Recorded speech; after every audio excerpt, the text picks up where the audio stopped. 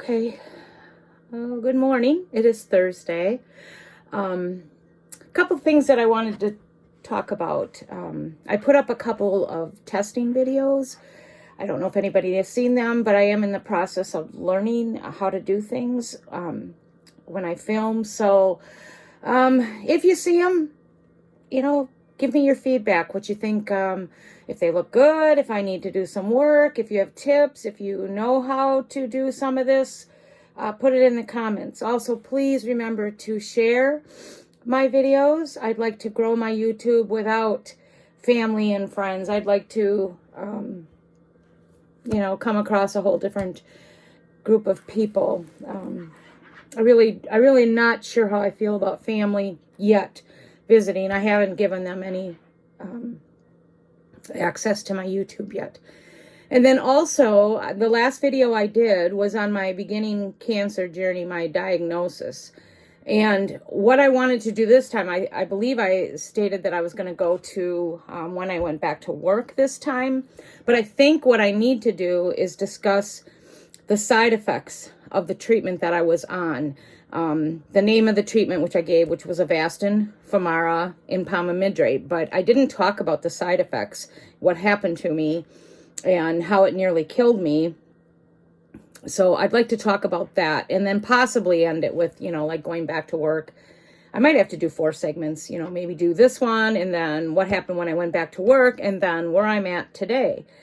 And I just want to, what was I going to say? I totally lost my train of thought. Well, anyway, let's start. I also learned that it probably is best to keep my videos to 15 to 20 minutes.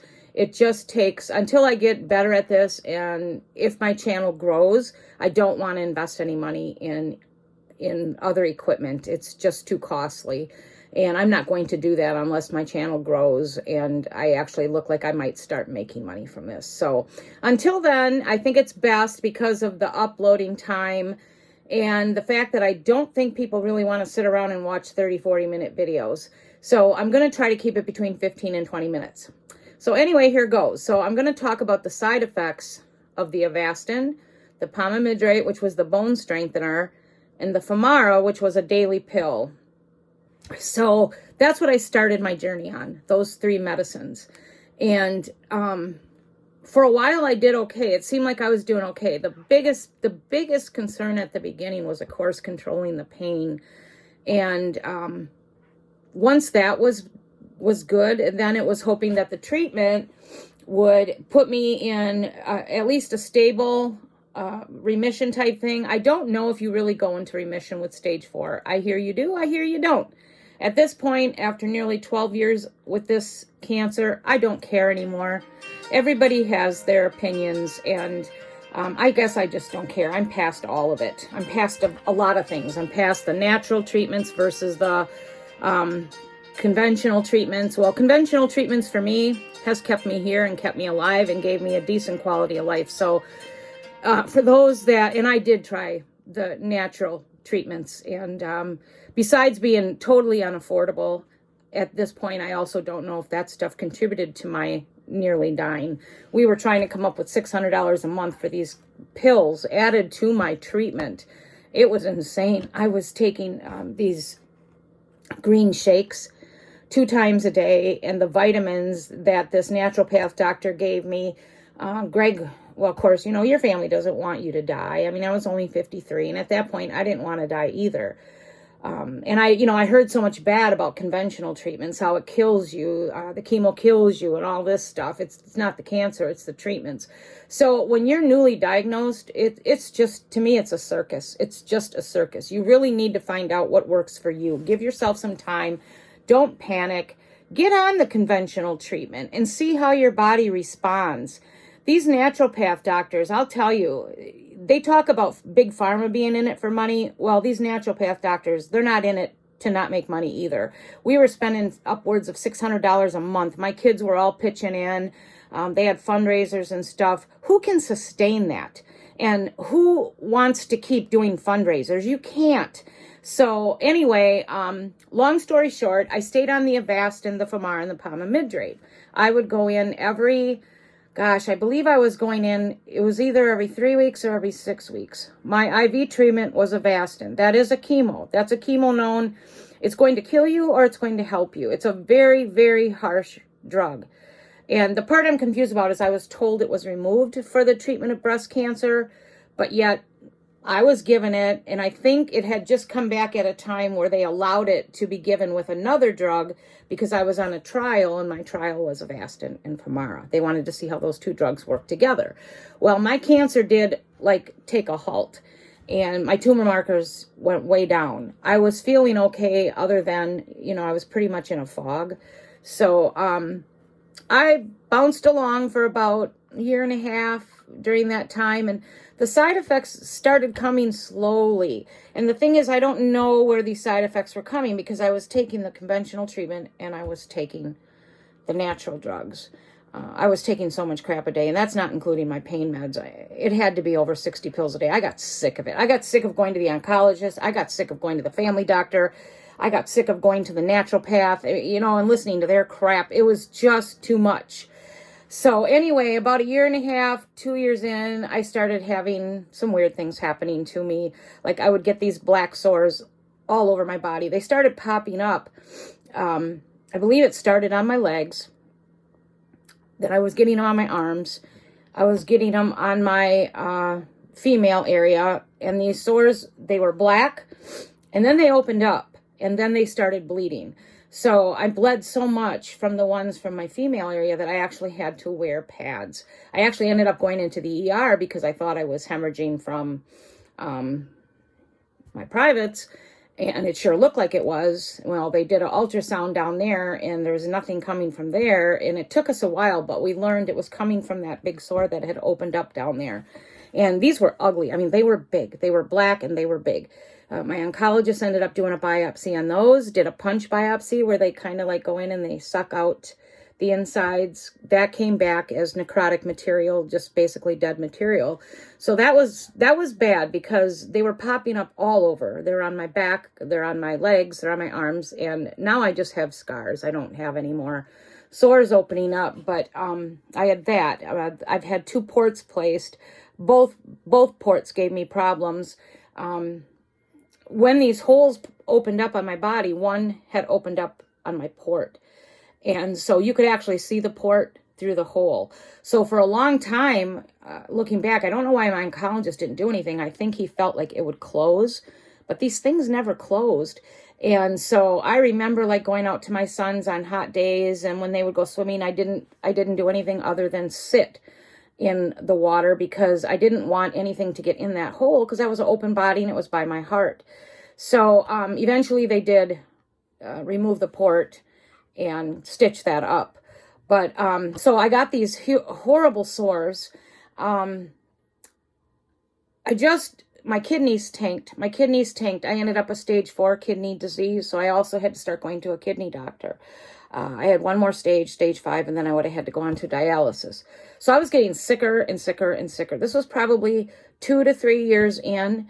Well, when I was ended up in the hospital with pneumonia, kidney failure, and at that point, when I got out of there, after about a week, I nearly died there. I'm telling you, you haven't seen anything gross until you pee, and your pee looks like diarrhea, and that's what happens when your kidneys fail. Your urine is brown. It's just bad. And I remember when I was in the hospital, the doctor came and sat by me and says, "You have no idea how sick you are, do you?" And I just looked at her and I said, "No, not really." And she said, "You're really sick." And they never came out and said, "You're dying," but that was the feeling that I got. So they had me hooked up to the IV antibiotic, which I can't remember what the name of that is, but that knocked it out of me. So I was in there for almost a week. Then I got released from there, went back to the oncologist. The oncologist at that point was so fed up. He didn't know what was causing me harm. So he took me off. He said, "That's it, I'm done. You're going off the Avastin. You're going off the Pamamidrate." He left me on the Femara. So that was a little scary for me because what was keeping me alive but was also killing me. So anyway, I went off the Pamamidrate, and then I panicked about that because if that was keeping my bones from breaking, I sure in the heck didn't want to have broken bones because I've read about those horror stories too. So went off all that and stayed on the Femara, which I'm still on today. So it took me, they told me my kidneys would not recover, that I would always be stage 4. Nothing they can do for it. It doesn't do it. You just go to your kidney doctor every once in a while and have your urine checked to see if you're progressing. So that was about 3 years into my cancer journey. It took another 2.5 to 3 years. My kidneys returned to normal. My bones have never broken. In fact, he said my bones look better than ever. Gosh, there's so much. It's like it's all coming back. Well, my teeth got weak. Something happened weird with my teeth. I started losing teeth.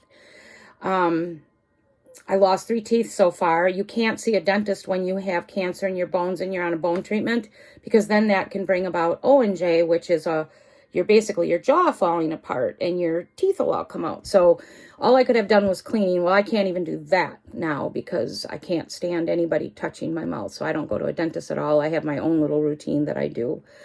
But so I had kidney failure. I had my blood counts tanked. Like I think your normal blood count is between 12 and 13. The lowest I got down to was 6. At that point, you're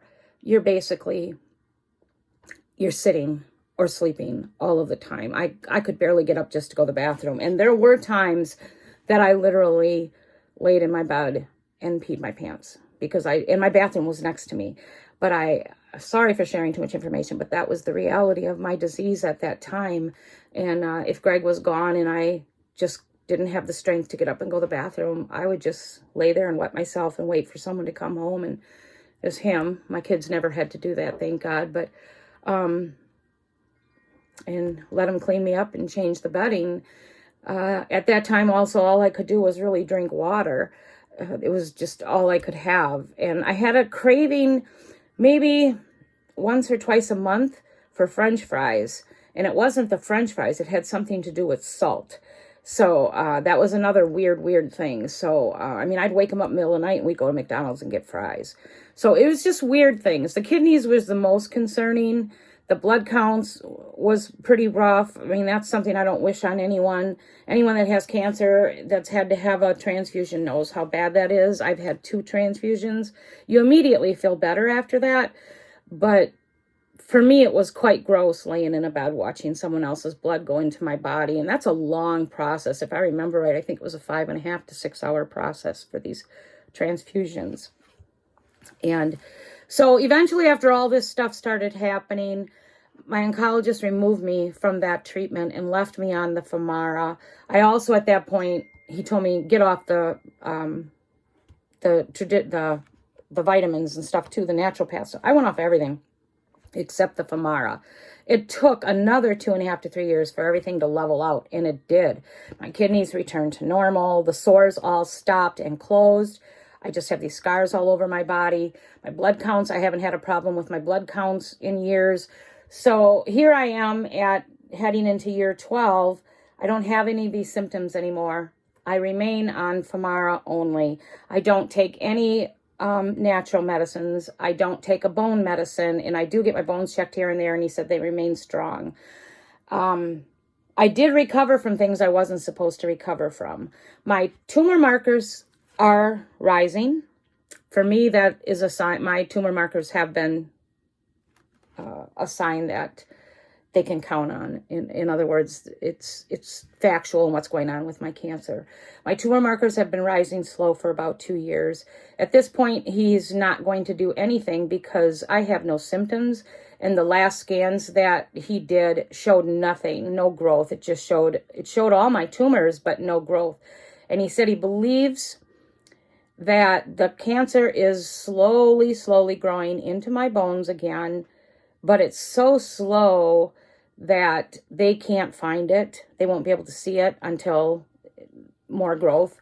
So for now, all I do is take the daily Femara. I see my oncologist every 4 months. I will be seeing him in about 2 weeks. He doesn't do scans anymore. I don't do blood work. This will be my first time actually where I'm not even doing blood checkup. So, and that's fine by me because every time I go near that place, I have a breakdown. After all these years, I still do.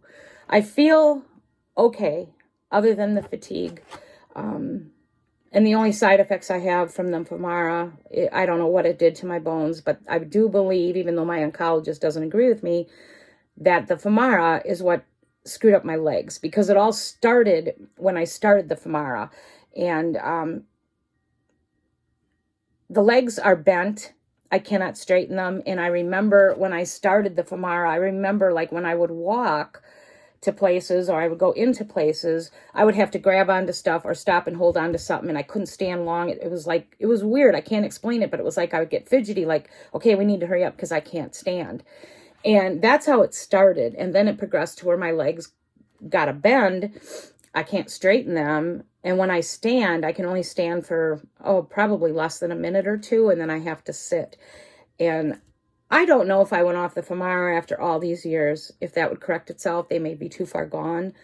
But my oncologist says, no, it's not the Femara. Well, I'm sorry, but I know my body and I know when this started. So I believe it is the Femara. So that's where I am today. I am stage 4. I am terminal.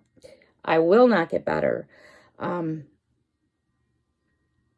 I think at this point, some people probably think that, I mean, I had someone ask me the other day, so you're in remission? No, I'm not in remission.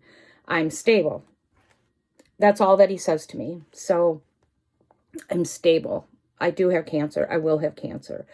But this many years into it, I turned 65 this year. And like I said, I don't no longer think I'm dying from cancer. I may die from something else. I used to always believe I was going to die from this. Now my thought process is something else might get me. And I also don't try to think about that. I just get up and I live. I do what I can. I fight the fatigue. The fatigue is like nothing I can't even describe to you the fatigue, how bad it is. I fight it, because if I didn't fight it, I'd never get out of bed and I'd never leave my house, and I refuse to live like that. So I fight it. 90% of what I do tired. I mean, extremely tired. Like I said, it's a tired I can't describe. The pain is minimal, mostly in my spine, my lower spine, my legs, of course. Ideal. I have Vicodin. That's what I use. It works for me. The lowest dose still. So that's where I'm at today. What I'm going to do next is talk about a little bit about what happened when I went back to work. And which wasn't too long. I think I only returned to work for about maybe 6 weeks. And then pretty much I kind of covered where I'm at today. But I'll talk a little bit about what happened when I went to work, back to work. And then I think I'll wrap this up. And then, some other topics I'd like to cover in my life before I maybe go on to just weekly adventures or whatever. I'd like to talk about my marriage. I'd like to talk about my childhood. I'd like to talk about my candles. I'd like to talk about my faith. And let me add, without my faith, I couldn't have done this walk. I couldn't have done this life. God is the number one thing in my life. And I know some people don't believe, but I do. I know. I'm not supposed to be here. I'm a living testimony that God is in control, not doctors, not anyone else. And at the time I was diagnosed, I had a niece that gave birth to a baby that had a 2% chance of living. And I remember praying for her. It was her first child. And I remember being so caught up in that it took away my, what I was dealing with emotionally from my cancer, because we were also busy praying for this baby that was going to most likely die. Well, that baby survived and is now, 11, 12. So I've seen that miracle. I've seen my miracle, and I've seen other things. And I'm just going to end this with, God has given me everything I asked him for and more.